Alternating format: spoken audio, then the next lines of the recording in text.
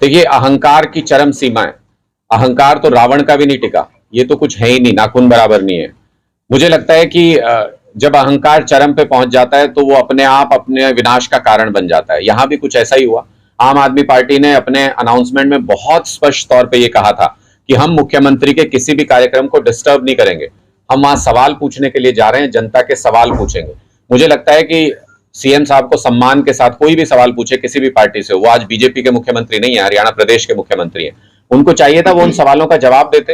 हो सकता है 80 सवालों के सही जवाब देते, 20 के गलत भी देते। हो सकता है 20 लोगों को सेटिस्फाई नहीं कर पाते, विरोध भी होता, लेकिन जनता को यह पता चलता कि हमारे मुख्यमंत्री ईमानदार तरीके से जवाब देने की कोशिश कर रहे हैं। उनकी जो हड़बड़ाहट नजर आई, जिस तरीके से पहले इंस्टेंस में ही उन्होंने कहा कि आम आदमी पार्टी का कार्यकर्ता है, इसको उठाओ, इसको पीटो, तो मुझे लगता है, और पुलिस ने उनके इशारे पर हमारे कार्यकर्ता के साथ दुर्व्यवहार किया, उनको बाहर निकाला। पहले तो मैं इन अफसरों को यह कहना चाहता हूं, ये सरकार ज्यादा दिन की नहीं है।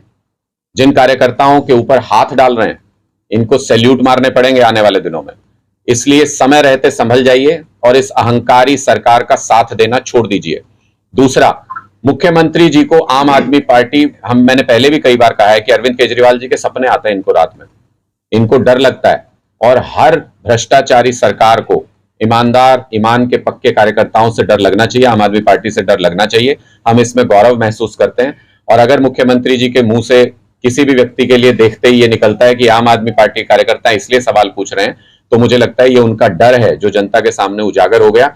और बिजली पानी की जहां तक बात है, लोगों को पता है कि साल 1.5 साल के बाद आम आदमी की अपनी सरकार आ रही है। बिजली पानी तो हरियाणा में मुफ्त होगा। मुख्यमंत्री जी, आप में जितनी ताकत हो, जितनी हिम्मत हो, जितनी आपके पास पुलिस फोर्स हो, जितनी आपकी सरकार में ताकत हो, आप पूरी झोंक दीजिए। साल 1.5 साल के बाद आम आदमी की सरकार बिजली और पानी हरियाणा में मुफ्त करने जा रही है। क्या करने जा रही है? इन्हीं के पास था, ये अपने तरीके से उसको इस्तेमाल करने जा रहे हैं। मुझे लगता है कि पहले भी जब नोटबंदी हुई थी, अब गरीब आदमी के पास तो 2000 का नोट है नहीं, मार्केट में दिख भी नहीं रहा था 2-3 दिन पहले तक। जैसे इन्होंने अनाउंसमेंट किया तो सारा मार्केट में नजर आने लगा। तो जैसे ही जब किसी चीज पे कोई दिक्कत आती है तो उसको गरीब के हाथ में दे देते हैं, और जब उस चीज से मुनाफा हो रहा होता है तो वो इनके नेताओं के, बड़े बड़े व्यापारियों की तिजोरी में होते हैं। तो मुझे लगता है कि ये जो 2000 के नोट का ये खेल खेलते हैं बार बार, पहले इन्होंने 1000 का नोट बंद करके 2000 का नोट लाया, फिर अब ये 2000 का नोट बंद कर रहे हैं। अरविंद केजरीवाल जी बिल्कुल सही कहते हैं कि देश की बागडोर एक पढ़े लिखे व्यक्ति के हाथ में होने चाहिए।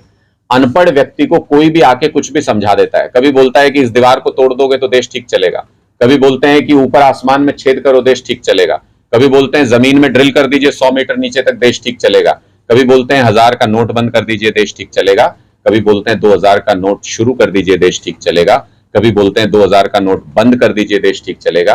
कभी इनको बादलों के पार रडार की ताकत नजर नहीं आती, प्लेन नहीं पकड़ पाते रडार को।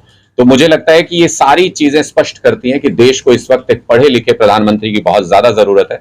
हमने 75 साल तक इंतजार किया, हमें बेसिक सुविधाएं भी ये दोनों पार्टियां मिलकर, भारतीय जनता पार्टी रही हो या कांग्रेस रही हो, ये दोनों पार्टियां हमें उपलब्ध नहीं करा पाई। हमें ये मूलभूत सुविधाएं अपने लिए हासिल करके देश को विकसित देश बनाना है। अब वो दौर आ गया, पूरा देश इस ताकत को पहचान रहा है।